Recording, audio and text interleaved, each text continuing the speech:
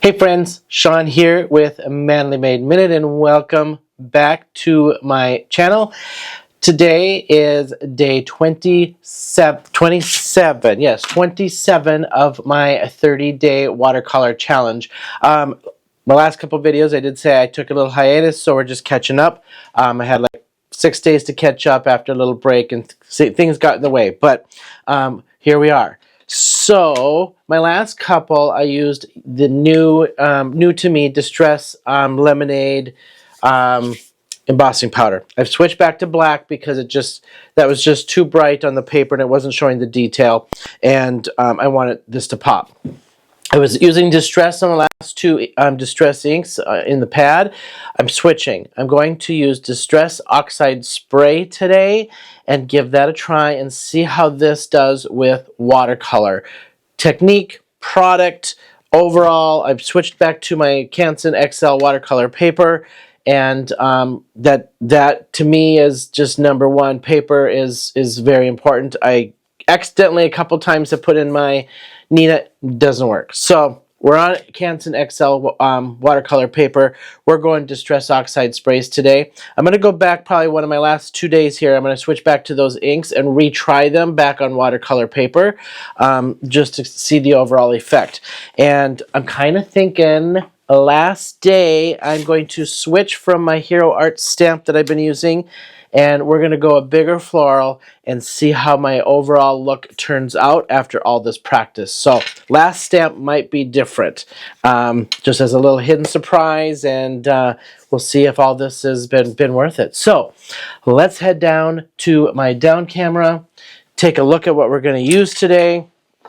All right.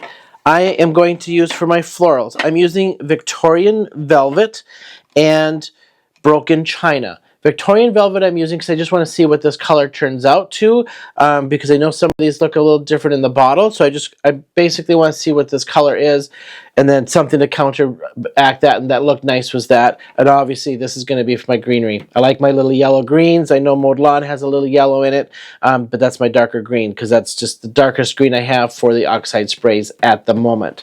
So we're going to go oxide sprays. Let's just see if this works. So we're going to give these a little shake. I know we've got to shake them up. I'm using the same stamp from Hero Art, which is the Peonies Bunches stamp, and not switching that up until I'm at the very end here. And I'm using my same brushes. I've got my, I think this is a 000. Then I've got this one from the set I bought from Amazon. This is a set that Tim Holtz absolutely loves. I'll link all of these in the description for you. And then a watercolor pen, marker, or whatever you call these, just in case I switch it up a little bit. And I'm going to use my glass mat as my working surface. So I'm just going to spray this down. There might be a better way to do this. It is a little splattery, so try to keep this contained as much as I can. All right, you know the drill. I wet this down, I pull it back, I apply the product, I try to pull and remove product for highlight, low light, height, and then the low lights I try to add more. Same drill, same stuff, just different product today. And I'm going to put a little high speed on for you. We're going to put a little music for your pure enjoyment, and I'm going to see you on the flip side.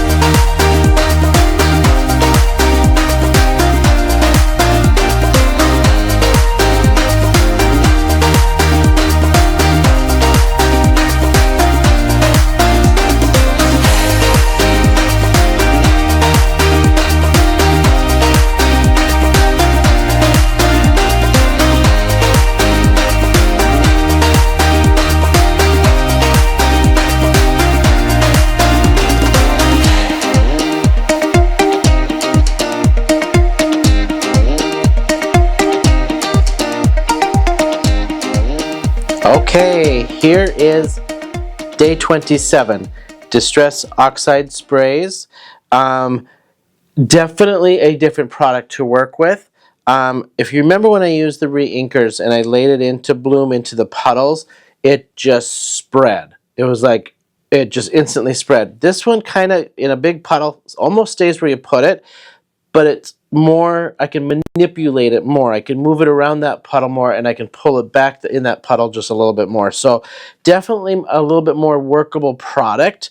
And you can kind of see I got a little heavy-handed on the first one. I tried to do more highlighting on this as I went, and get that technique back. It just pulls back slightly different. It sits on the surface of the water and sits on the surface of the paper just slightly different. But I like it. You know, that creamy, chalky kindness. It's got a nice smoothness to it. It's very easy to work with. So happy with this result. Happy with this product as I'm just using it as a watercolor medium. If I get up close, you can maybe see some of my highlight shadowing kind of attempts. I did one flower on each color. I pooled it and left the pool of water inside the embossing, and then dabbed it in and let it spread, and then started pulling back. Then the other one, I pooled it, pulled it back with a thirsty brush first, and then laid that on more of a wet paper, and just to see the difference. So same techniques. All right, that's day 27. Let me just zoom out just a little bit here. We're going to do a quick review as I do on every video so you can kind of see progress. And we're just going to start with day 1, 2, 3, 4, 5, 6, 7, 8, 9, 10, 11, 12, 13, 14, 15, 16, 17, 18, 19, 20, 21, 22, 23, 24, 25, and 26 was with the yellow embossing, so kind of hard to see those details with that yellow embossing. And then today at 27. I think tomorrow we're going to use Distress, the spray shines, and see what kind of shimmer and effect I can get with these, and then we'll do spray stains. That'll bring me towards the end, and then we'll do one full flower with who knows what technique and product, with a totally different stamp, bigger floral, and see if this was all worth the practice. So thank you so much, everyone, for hanging with me. Appreciate you all. And before we call it a night, don't forget to hit that subscribe button. Would love to have you be part of the YouTube family. Follow my journey. Follow my card making. Any comments, suggestions, input along the way is greatly appreciated. And as always, until next time, I'll see you then.